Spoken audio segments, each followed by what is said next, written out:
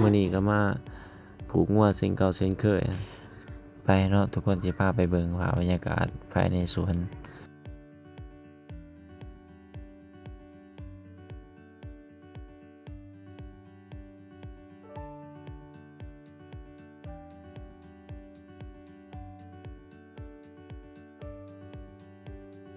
ม่วงหิมพานต์ปีนี้ก็เป็นหลายกว่าปีกายอยู่เนาะสังเกตเบิ่งว่ามันเป็นอยากเป็นดกกว่าปีกายน้อยหนึงกกลกอะลกแถวว่าเนาะเป็นว่าจนงาจนกองเกือบสิจำดินตัวนี้มันได้เอาไม้ค้ำไว้นะ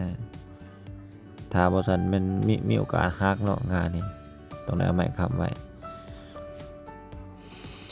ปีนี้ฝนฟ้าดีเนาะบ่ได้ใส่ปุ๋ยบ่ได้ใส่หยังเลยนี่ปลูกธรรมชาติ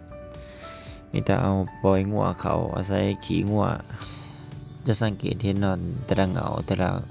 โคนกกม่วงแม่นใบไม้เนาะส่วนใหญ่กวาดใบไม้เขาสำหรับท่านใดที่มีความสนใจเนาะก็สามารถคอมเมนต์ทักทายกันได้เนาะก็สิประมาณนี้เนาะฝากกดติดตามเป็นกำลังใจให้ในเด้อเดี๋ยวเจอกันคลิปหน้าเด้อ